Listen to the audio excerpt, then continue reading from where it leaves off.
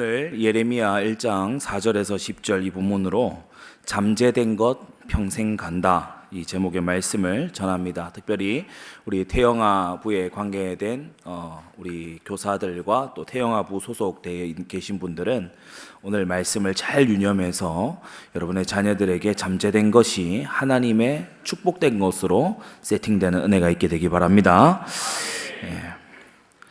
지금 본문 읽은 6절에 보시면 성경에 하나님의 부름을 입은 많은 사람들이 있었어요. 그런데 이 예레미야의 반응이 약간 독특합니다. 하나님께서 아브라함을 부르실 때, 또 모세를 부르실 때, 또 주님께서 사무엘을 부르실 때, 주님께서 각각 이사야라든지 이런 사람들을 부르실 때 부족하다, 저는 부족합니다, 이런 반응들은 대부분의 반응이었어요. 그런데 지금 6절을 보시면 예레미야 첫 대답이 뭐냐면 슬프도소이다, 이렇게 대답을 해요. 지금 예레미야에게 잠재되어 있는 게 뭐냐면 이 슬픔의 정서가 굉장히 크게 잠재되어 있어요. 왜냐하면 예레미야 1장 1절에 이 예레미야 고향이 나고 자란 곳이 어디냐면 아나돗이라는 곳인데, 여기는 아비아달의 후손이 사는 곳이죠. 그러니까 주류 제사장, 사독 계열의 주류 제사장의 후손이 아니라 이 중심에서 밀려난, 이를테면 사이비 내지는 비주류의 취급을 받는 그런 제사장의 자손이란 말이에요. 아나돗 지역에 팽배하게 퍼져 있는 지역 정서, 또 그게 예레미야에게 그대로 전달된 잠재된 정서, 그게 바로 슬픔이었죠. 그래서 예레미야를 보면은 슬픕니다 이렇게 얘기를 하고, 예레미야서 전체를 우리가 정규인 수련회 때 한번 들여다봤듯이 예레미야가 무슨 일만 있으면 계속해서 하나님께 이제 투정 어린 그런 눈물을 많이 흘리면서, 사실 예레미야 52장까지 전체를 보면 민족을 위해 애통하며 우는 것만큼이나 예레미야가 하나님 앞에 자신 없다고, 너무 힘들다고 우는 그런 것이 많이 보입니다. 예레미야 평생에 이 잠재되어 있는 슬픔, 이게 따라가는 것을 보게 되죠. 저는 흥미로운 영화 이런 거를 한 번씩 좀 철학이 있는 영화 이런 거를 좀 좋아하는 편인데, 크리스토퍼 놀란 감독이 만든 영화 중에 인셉션이라는 영화가 있어요. 보신 분들도 계시겠죠. 그러니까 어떤 사람의 꿈속에 침투하는, 인셉트, 꿈속에 침투하는 그러한 이제 스토리입니다. 약간 공상과학 영화에 속한 건데, 근데 많은 어떤 심리학자들의 자문을 받아서 만든 거죠. 그러니까 사람의 심리 안에 잠재되어 있는 거, 그러니까 그 사람의 꿈에 들어갔는데 또 이제 그 꿈 안에서 꿈을 또 꾸는 약간 이런 이제 스토리 라인으로 이루어진 그런 영화죠. 굉장히 흥미롭게 봤습니다. 여러분, 사람은 안에 속사람이 있죠. 안에 속사람이 있습니다.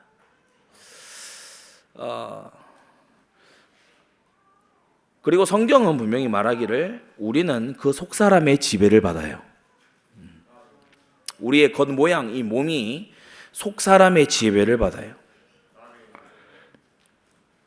그래서 우리가 때때로 그런 말들 많이 합니다. 저 사람 천성이 그래, 저 사람 성격이 그래, 저 사람 캐릭터야, 본성이 그래, 본래 그래, 성격이 그래, 이런 말을 하죠. 왜 그렇습니까? 그게 그 사람 속사람이라는 겁니다. 그래서 오늘 세 가지로 좀 말씀을 정리하고자 하는데, 첫째, 잠재된 것이 사람의 인생을 지배합니다. 잠재된 거, 잠재되어 있는 거. 평시에는 잘 안 보여요. 잠재되어 있는 것은 좀 극단적인 상황에서 표출되기도 하고, 또는 잠재되어 있는 것은 인생 전체를 놓고 봤을 때 이제 말로써 드러나기도 하고, 우리 예수님도 말씀하셨죠. 마음에 가득한 것을 입으로 말한다고. 그래서 입에서 불신앙 나왔다, 이거는 이미 속에 불신앙 가득 찬 거예요. 입에서 거역이 나온다. 그거는 이미 속에는 한참 진행된 다음에 비로소 입으로 나오는 겁니다. 뭐 행동으로 음행을 행했다. 그건 속에서 이미 많이 진행된 속에서 이제 나오는 거죠. 잠재된 것이 인생을 지배하는데 한 세 가지로 분류할 수 있겠죠. 우리가 사람을 지정의를 가진 존재로 보기 때문에 첫째, 지배의식이 있습니다. 지배의식, 지배적인 의식. 사람에게 지배적인 의식이 있어요. 지배적인 의식이 피해의식으로 딱 자리 잡으면 어떻게 될까요? 그러면 굉장히 원망하는 정서가 계속 나오는 겁니다. 지배적인 의식이 예를 들어 내가 굉장히 막 고귀한 사람이다 이렇게 돼 있으면 뭐 자기의 자존심이 되게 세기 때문에 무시하는 걸 이제 못 견디게 되죠.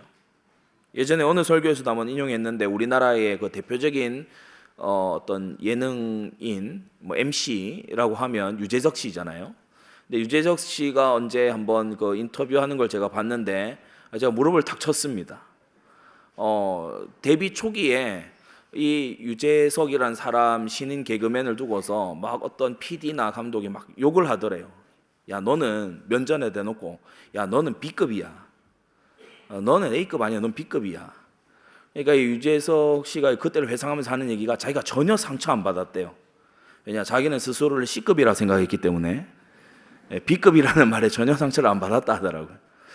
제가요 무릎을 쳤어요. 왜냐 아니 기독교인도 아닌 사람이 스스로를 낮추고 그렇게 하는 그 굉장히 복음적인 자세인데 우리가 상처받는 이유가 대부분 보면 뭡니까?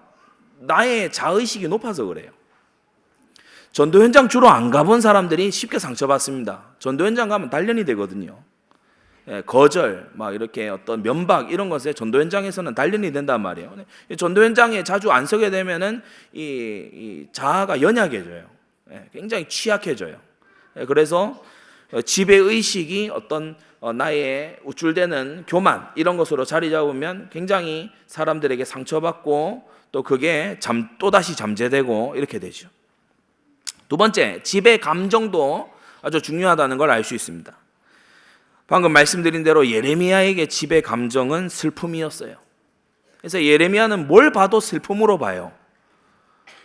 심지어 애가를 지을 만큼 슬픔의 노래를 만들 만큼 예레미야에게 지배 정서는 슬픔이었어요. 물론 하나님이 그의 슬픔을 들어서 시대에 귀중한 사역을 하신 것은 맞습니다만 우리가 이 5절에서부터 10절까지를 보시면 어떻습니까?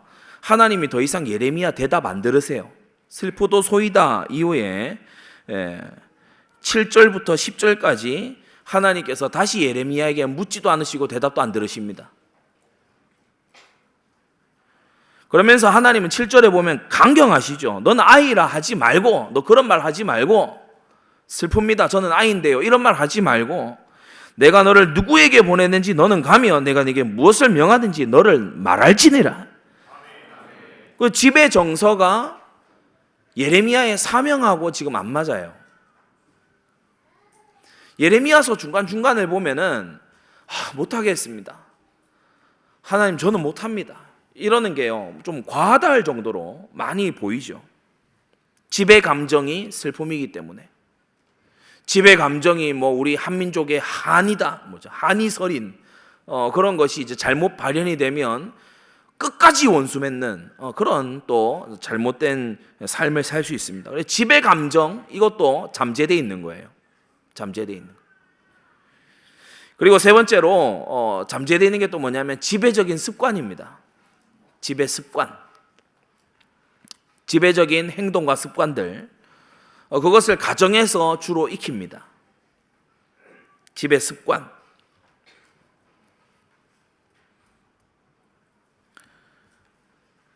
웃어른을 공경하지 않는 그런 나쁜 악습을 가진 가문들도 있어요. 존대하지 않고 어른들을 존경하지 않는 그런 악습이 내려오는 가문들도 있죠. 지배적인 습관이 그렇게 자리 잡힌 겁니다.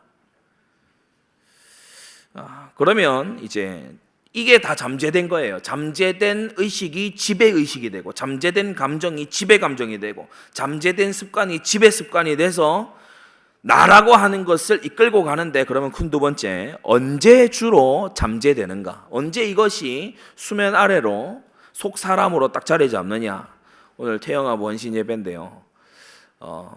이론의 여지 없이 모든 신학자든 세상의 학자들이든 잠재되는 시기는 0세에서 3세다 이렇게 말합니다. 인생의 첫 장을 딱 폈을 때, 그때 평생 살아갈 모든 것이 다 잠재된다. 평생 살아갈 모든 것이 다 잠재가 돼요. 세 가지로 나눠서 말씀드렸는데, 첫째, 잉태되기 전에 부모의 상태. 태중에 하나님께서 이 생명을 시작하시기 전에 부모의 상태, 그게 이제 잠재의식, 그 지배의식을 결정짓습니다. 마음에 가득한 것을 가지고 이제 이 아이를 이제 준비하고 가지게 되죠. 오늘 읽은 이 본문이 굉장히 의미가 큰 겁니다. 아나돗의 제사장 hil기야의 아들 예레미야가 이 지금 슬픔의 정서예요. 여러분, 이게 약간 이해가 안 되잖아요. 하나님이 너를 불렀다 그러면 모세도 사무엘도, 하나님 저는 부족합니다. 저는 또는 조금 더 나가면, 하나님 저 두렵습니다, 이렇게 그런 반응이 주로지. 슬프네요. 이거는 굉장히 독특한 거잖아요, 그죠? 여러분, 우리가 그냥 성경 적혀 있으니까 그냥 읽지 마시고, 아니 하나님이 불렀어요. 널 쓰겠다. 슬프네요. 이게 당황스러운 거란 말이에요. 그러니까 하나님이 더 이상 대답을 안 들으세요. 지배 정서가 희한합니다. 이 아나돗 사람들 지배 정서 희한. 여러분, 나중에 아나돗 사람들이 예레미야 잡아 죽이려고 하는 거 아시죠? 고향 사람들이. 그러니까 이 사람들의 정서가 굉장히 좀 독특한 정서예요. 제가 예레미야를 분석하고 보면 볼수록 이 아나돗 사람들, 이거 독특한 사람들이에요. 좀 한이 서린 그런 사람들 같기도 하고. 잉태 전 부모의 이 잠재되어 있는 게 자녀에게 잠재돼서 들어가요. 그러니까 우리가 미갈 같은 사람, 다윗이 후사를 안 보려고 하는 게 보면 맞죠. 왜냐, 미갈의 마음에는 언약에 대한 멸시, 하나님의 통치에 대한 비웃음, 이게 딱 자리 잡고 있는 사람이에요. 미갈은 그게 자리 잡고 있는 사람이에요. 그래, 다윗이 볼 때 미갈 통해서 후사를 쫓다가는 큰일 나요. 그러면서 두 번째, 태중에서 이 잠재된 것이 형성됩니다. 태중에서. 이 태교는 본능을 교육하는 거라고 했어요. 본능 교육. 본능을 심는 것이다. 태중에서. 그래서 본능을 심어주는 거예요. 본능을 심어주는 거예요. 참 이게 재미난 얘기를 하면은, 우리 제 1도 친구 효건이, 같이 둘이가 이제 절친인데, 효건이를 임신하고 이렇게 했을 때에 우리 어머니 되는 박정숙 권사님이 한창 운전 연습 많이 했어요. 효건이가 자동차 정말 좋아합니다. 자동차 정말 좋아해요. 자동차 다니는 거 보면 눈을 떼지를 못하고, 장난감도 거의 다 자동차 장난감이에요. 하루는 성교원에서 그런 걸 했나 봐요. 단어 이런 거 이제 해서 단어 빈칸 쓰기 이런 거를 하나 봐요. 근데 건너다라는 단어가 나왔어요. 주변에 그런 이제 표현들, 도로의 안전 이런 거 하는 그런 교육이었나 봐요. 건너다, 손을 들고 건너다. 효건이가 또 이제 주변 친구들이 신호등을 보고 건너다 이렇게 이제 쓴. 1도가 홍해를 건너다.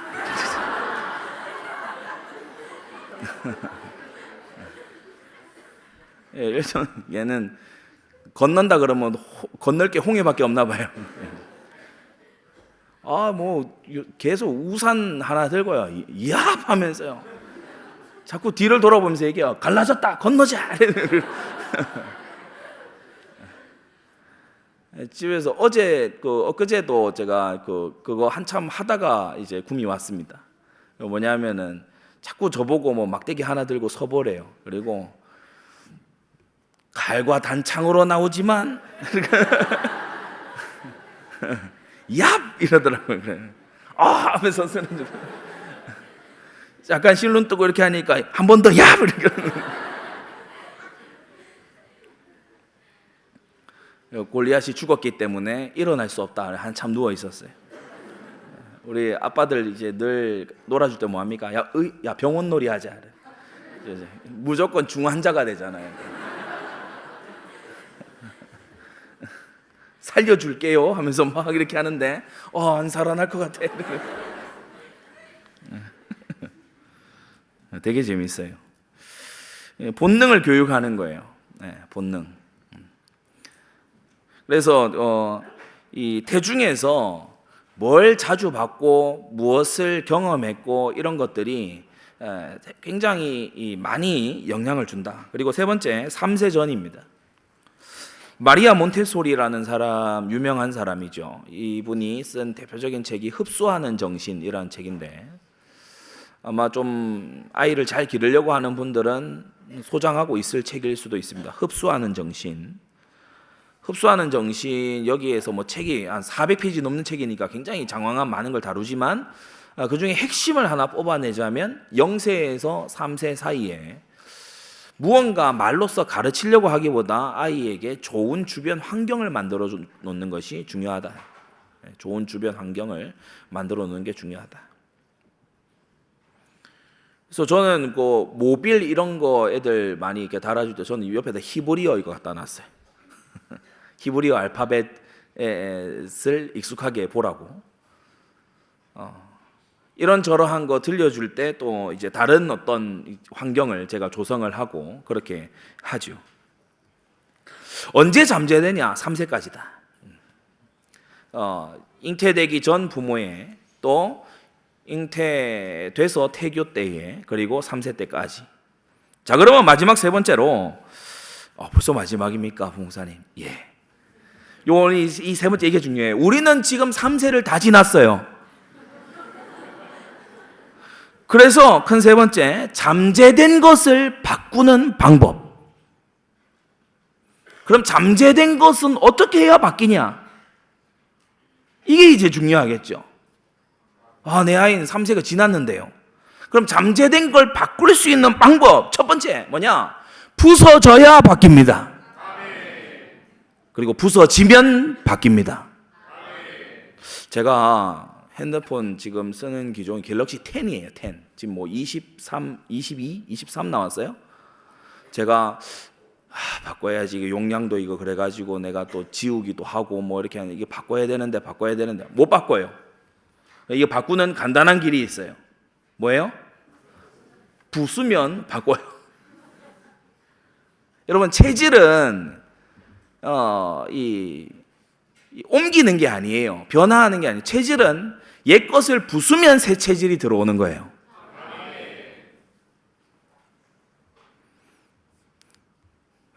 여러분, 컵 안에 공기를 채우는 방법이 뭐예요? 물을 비워내는 거예요. 물을 비워낼 때 채워져요.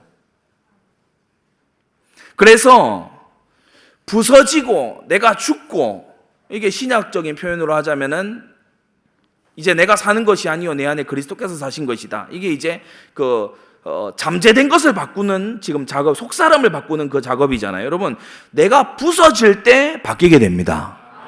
그래서 하나님이 보면은 이 본색을 바꾸시고 잠재된 것을 바꾸시다 보면 사람을 부서질 수 있는 대로 몰아세우세요. 의기양양했던 모세가 광야에서 부서졌어요. 다윗이 한때 국민 영웅이었는데 사울 왕에게 15년 쫓겨다니면서 완전 부서졌어요. 바울이 유대교의 거의 차기 주자였는데 이 사람이 다메섹에서 부서졌어요. 하나님은 부수고 새로 만드시는 주님입니다. 언제 잠재된 게 바뀌냐? 부서지면 바뀐다. 하나님, 내가 완전 부서지게 해주옵소서. 하나님, 나의 의식이 부서지게 해주옵소서. 나의 옛 감정이 부서지게 해주옵소서. 여러분, 내가 나라는 것이 부서지고 그리스도 안에서 새로 시작하게 해 주옵소서. 바울은요, 이게 여기 얼마나 갈급했던지 나는 날마다 죽노라. 내가 부서져야 새로운 게 들어와요. 두 번째, 잠재된 것을 바꾸는 방법은 제가 제 유년 시절을 기억을 했을 때 한 두 가지 정도 크게 기억에 남습니다. 제가 기억력이 안 좋아서 그런 걸 수도 있지만 한 두 가지 정도 크게 기억이 남는데, 우리 개척 예배하고 얼마 안 돼가지고 제가 뭐 사람 없는데 그만 예배하자 했을 때 그 마치고 난 다음에 목사님께서 그 2층에서 1층 내려오는 그 계단에서 딱 서서 말씀하신 게 제가 뇌리에 박혀 있어요. 예배는 사람 보고 하는 게 아니고 하나님께 하는 거다. 그게요, 제게 이 깊이 좀 들어온 것 같아요. 제가 어떤 걸 사역을 할 때 이게 물쑥물쑥 올라와요. 또 다른 하나는 제가 다른 자리에서도 몇 번 얘기한 것 같지만 굉장히 이 어두운 밤이었어요. 우리 구미 그 송정동 그 옆에 이제 지금은 그때 주차장이었죠. 지금 시장이 됐는지 모르겠는데 그때 주차장이 있었는데 명절 시즌이었나 봐요. 차들이 다 빠지고 눈이 확 내린 그런 밤이었어요. 가로등이 이렇게 비추니까 굉장히 이렇게 어릴 때 봐도 굉장히 세상이 굉장히 새로워 보이는, 그러니까 노르스름한 빛이 이렇게 비치는, 지금 노르스름한이 우리 그 해외 지체에게 어떻게 통역될지 모르겠습니다. 옐로울리 이렇게 될까요? 네. 노르스름한 그런 빛이 막 내리 비치는 그 아무도 밟지 않은 주차장에 눈 쌓인 그곳을 아무도 발자국 하나도 없는 거기를 이제 아버지하고 제가 걸은 겁니다. 요 모서리에서 저 모서리까지 대각선으로 똑바로 한번 걸어보자. 그래서 제가 또 이름에 바를 정자가 들어가지 않겠습니까? 그러니까 굉장히 최선을 다해서 바르게 걸으려고 했단 말이에요. 앞에 발도 바로놓고 또 한 번씩 앞을 보면서 딱 맞추고 막 이렇게 최선을 다했어요. 그리고 아버지도 제 바로 좀 앞에서 걸으시고 뒤를 돌아보자. 모서리 끝에서 뒤를 돌아보니까 삐뚤삐뚤해요. 이게 바르지가 않아. 딱 바를 거라 생각했는데 뒤를 돌아보니까 이리 삐뚤가고 저리 삐뚤가고 막 이거 왔다 갔다 하는 거예요. 제가 초등학교 들어가기 전입니다. 그때 그 말씀해 주신 거예요. 사람이 자기가 바르게 하려고 해도 바르게 할 수가 없는 것이 인생이다. 만약에 그러한 것 없이 사람의 보기에는 자기 길이 바를지라도 이 잠언 말씀을 그냥 말해줬다면 제가 이렇게 오래 기억하지는 않을 겁니다. 그렇죠? 그래서 두 번째 말씀드릴 건 뭐냐면은 깊은 것으로 전달되는 게 있을 때, 깊은 것. 그때 좀 바뀌는 것 같아요. 잠재되어 있는 것에 뭔가 들어가는 것 같아요. 깊은 것. 우리가 시간을 얘기할 때 뭐 깊은 아침, 깊은 낮 이건 잘 얘기 안 합니다. 그죠? 그런 표현이 별로 없어요. 근데 깊은 밤 이 얘기는 하죠. 깊은 밤. 우리 예수님께서 제자들에게 잊지 않게 계속 기억나게 하시려고 잡히시기 전날 밤에 성찬식을 세우셨어요. 깊은 밤. 그 본을 받아서인지 사도 바울도 드로아에서 밤이 맞도록 그래서 깊은 밤에 이 선교에 대해서 또 교회에 대해서 사역을 했죠. 이를테면 깊은 시간을 가진 겁니다. 깊은 시간, 깊은 말, 또 깊은 기도 이 속에서 우리의 본색이 변화받을 수가 있다. 여러분 부모 되고 사역자 된 여러분들은 자녀에게 평생 남을 깊은 말을 해줄 수 있어야 됩니다. 그걸 위해서 기도하세요. 기도하시는 속에 말을 가다듬으세요. 예전 그 여진족이나 이런 이제 그 족속들이 쓰던 이 활 이런 걸 보면은 오늘 우리도 그 장사의 수중에 화살 같다라는 그 본문들 봤었는데 이 화살 촉이 굉장히 좀 독특하게 디자인된 걸 볼 수 있어요. 그냥 그 나라가 크고 별로 생존할 이유도 없는 절박하지 않은 나라는 보면은 화살 촉이 그냥 뭐 삼각형이거나 뭐 그냥 이렇게 길쭉하게 이렇게 그냥 뾰족한 정도 그 정도입니다. 별로 전투에 대해 많은 고민을 하지 않은 거죠. 근데 필사적으로 살아남아야 되는 여진족이라든지 저런 지역들, 저 연해주 너머에 그런 부족들 있지 않습니까? 계속해서 그 전쟁 속에서 필사적으로 살아남아야 되는 그런 사람들의 화살, 무기의 그 촉을 보면은 한 번 파고들면 못 빼내도록 디자인되어 있어요. 못 빼내도록. 이걸 빼내려고 하면 모든 것이 다 터져버리도록 그렇게 디자인이 되어 있죠. 우리의 말이 찌르는 목과 같아야 되는데 여러분 빠지지 않도록 박아 넣는 그러한 말씀 사역자 되시기 바랍니다. 빠지지 않도록 박아 넣어야 돼요. 이건 계속 훈련돼야 되는 부분이 우리가 현장 전도를 할 때에도 선교를 할 때에도 자녀를 양육할 때에도 그의 평생에 계속해서 박혀서 갈 잘 박힌 목과 같이 평생이 가도 뽑아낼 수 없는 그것을 심을 수 있다면 그러면 우리는 잠재된 것을 바꿔줄 수 있겠죠. 제 유년 시절에 한 두 가지 일화를 방금 말씀드렸습니다. 그래서 사람은 잠재된 걸 어떻게 바꾼다고요? 첫째, 부서지면 바꾸게 되고 두 번째, 깊은 것이 들어갈 때 바꾸게 돼요. 얕은 거 말고 깊은 거.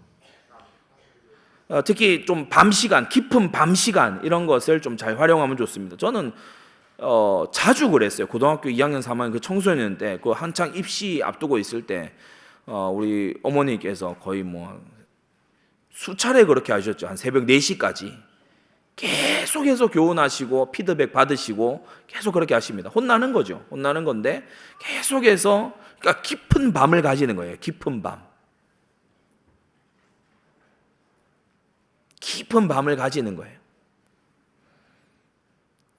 그리고 잠재된 것을 바꾸는 이제 세 번째는 뭐냐 하면 호감을 가진 환경 속에서 지속할 때 호감을 가진 환경 속에서 그냥 버티는 환경 말고 그러니까 우리가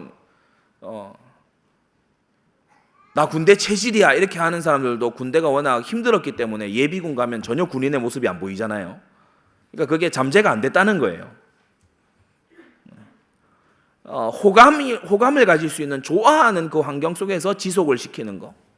유대인의 학교에서 되게 유명한 것을 한다 하지 않습니까? 어려서 자기 몸통만한 책가방을 들고 아이들이 등교해서 처음 학교에 오면 책을 읽자고 앞에 펴놓는데 그 책 활자에 꿀을 발라둔다고 하죠. 그래서 아이가 꿀 향기를 맡으면서 그것을 또 손으로 찍어 먹어보면서 이 책이라고 하는 것은 굉장히 달콤한 거구나. 이것을 잠재의식 속에 심어 넣는 거예요.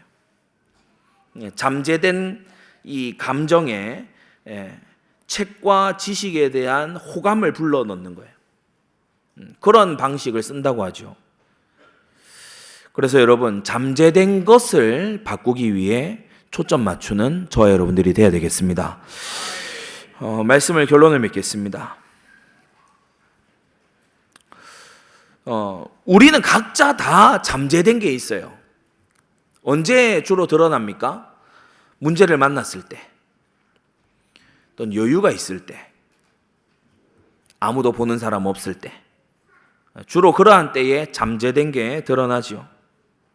만일 우리가 문제 앞에서 정말 복음 때문에 감사하고 말씀으로 길을 잡고 기도 속에서 답을 내고 사명을 발견할 수 있는 우리라면 우리는 틀림없이 하나님이 쓰시는 사람들이 될 겁니다. 그러나 우리 속에 잠재된 게 그 절대 네 가지가 아니고 오늘 이 본문에 처음 부름받을 때의 예레미야 모습처럼 어떤 것이든 자꾸만 슬프고 울적하고 우울하고 그런 감정이 너무 안에 내재된 게 커서 기뻐하고 감사해야 되는 시간에도 그게 잘 되지 않는 상태라면 우리는 많이 고쳐져야 되겠죠. 성도 여러분, 여러분과 여러분의 자녀 속에 잠재되어 있는 것을 바꾸게 되기 바랍니다. 기도하겠습니다. 거룩하신 아버지 하나님, 잠재된 것 평생 간다는 말씀을 받았습니다. 우리를 지배하고 있는 의식과 감정과 습관이 무엇인지 돌아보게 하여 주셔서 우리가 철저히 옛사람이 부서지고 그리스도 예수 안에서 새로 지으심을 받은 그러한 하나님의 형상으로 새로 바뀌게 하여 주시옵소서. 깊은 것을 우리 속에 회복하여 주시옵소서. 깊은 시간을 가지게 하시고 깊은 말이 남게 하여 주시고 깊은 기도 속에서 주님과 교통하는 우리가 되게 하여 주시옵소서. 우리가 참으로 가장 좋아하는 것보다 더욱 하나님의 말씀을 사모하고 기뻐하게 하여 주셔서 시편 1편에 약속하신 그 복 있는 자의 생애가 우리와 우리 후대들에게 있을 수 있도록 축복하여 주시옵소서. 예수 그리스도의 이름으로 기도드리옵나이다. 아멘.